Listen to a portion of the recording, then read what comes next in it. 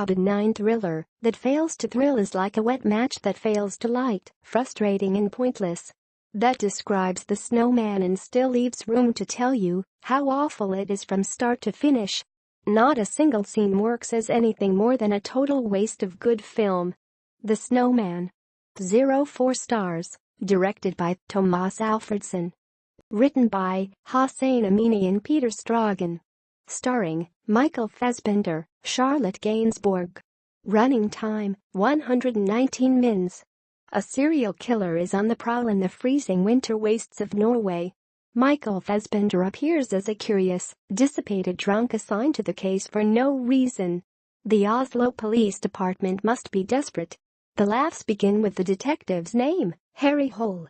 Still drawn to his ex-wife, the anemic-looking Charlotte Gainsbourg, and in need of his teenage son's respect, Harry wants to make good this time, which isn't easy when you wake up in a stupor every morning in an alley or under a drawbridge.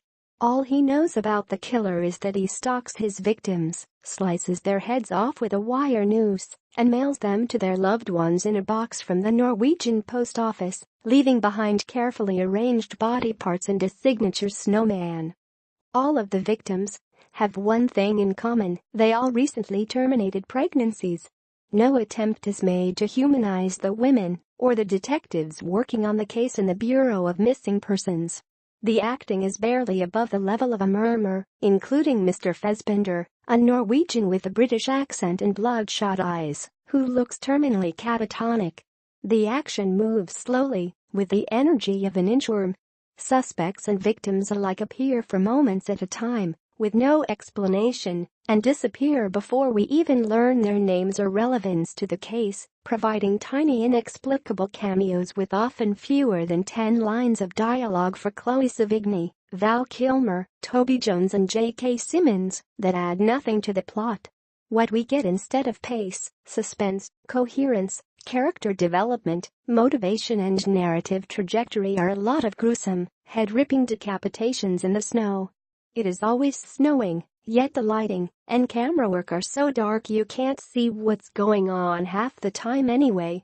Count your blessings.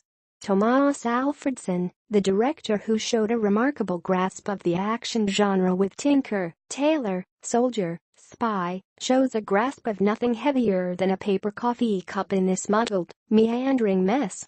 None of it makes any sense, and when the killer's identity is finally revealed, it has the shock value of an afternoon nap.